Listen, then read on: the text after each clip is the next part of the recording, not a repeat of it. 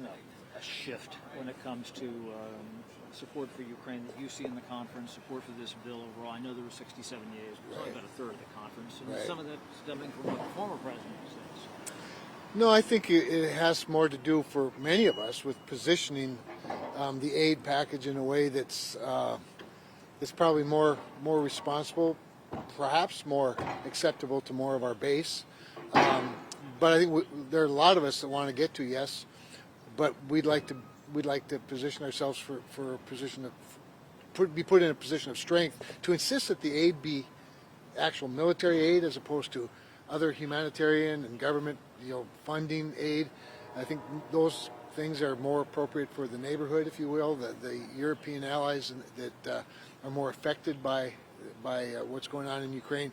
America's interests in Ukraine are, I think they're important. They're real. They have to do with the spread of communism and the reemergence of the Soviet Union and making sure that we can push back on that in my view, in a much more responsible way than shedding American blood eventually if we don't do something about it. So I think there are a lot of us that in the end want to be a yes vote, but we want to be able to negotiate for better terms. Right. And you have in your mind what that would look like?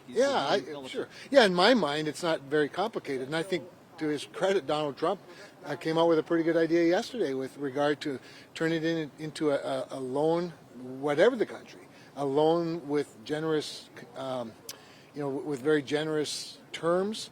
Maybe looking at some of the assets that might be available. Certainly in Russia, there's assets. Certainly in Ukraine, they have incredible mineral assets. But we can help our friends with the idea that if possible, there would be a return on some of that investment. Not with interest, but at least some of that money would come back to the American taxpayer. But what he said the other day also, didn't that kind of give a green light to Moscow and other things? I mean, did some people interpret it that way? And that's a fundamental shift in the way we've done policy since the Marshall Plan, right? Sure. Well, and the Marshall Plan is actually a pretty good example of a comparison, if you will, that's worthy of a historical view, looked at. But with regard to sending a green light to Moscow, I'm more concerned, frankly, about journalists running to Moscow and interviewing the modern day Marx as though somehow there's not a consequence to that. So that's a little bit, I think, of the dilemma. I think we have within the party, to some degree, a generational difference that, I forget that I'm not that young anymore and that Ronald Reagan was the first president I could vote for, not the most recent one. But nonetheless, I still think there's some of that needs to be articulated. Why did Reagan borrow money to win the Cold War? I mean, he warned us in Fargo, North Dakota in 1962. I wasn't there. I was 1 year old at the time. That we're in a war that we aren't acknowledging we're in, but he found a way to rally the country over the course of decades, and certainly his presidency, to invest in a Cold War that we first had to acknowledge we were in, that prevented a single shot from being fired. And I just think some of us need to remind the country, or in some cases, educate the country about that rhetoric inviting Russia to attack Europe, European allies. No, I don't believe it would. I think what it does is it sends a message to the European allies that the Western alliance is important. We need to stay together. Now, Donald Trump, to his credit, I mean, let me put it this way.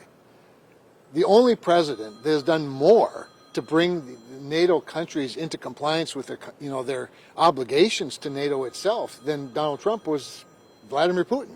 I mean, I just think we have to get our act together and have an honest discussion about it. But do you think that kind of rhetoric is helpful? Do I think?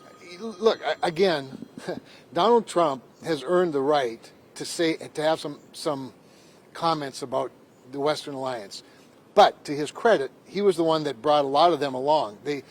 By his discipline, by his projection of strength, by laying down some conditions, he brought some NATO countries further along in terms of their own contribution to their own defense. But he didn't abandon them. And now, of course, like I said, Vladimir Putin has united them like they hadn't been for a very long time. And I just think there's a lot more common ground and a lot more that unites us. Now, we find ourselves a few months from an election that seems to cloud some of that.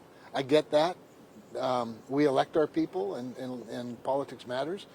But we need to support Ukraine ultimately. We just need to do it under the better conditions.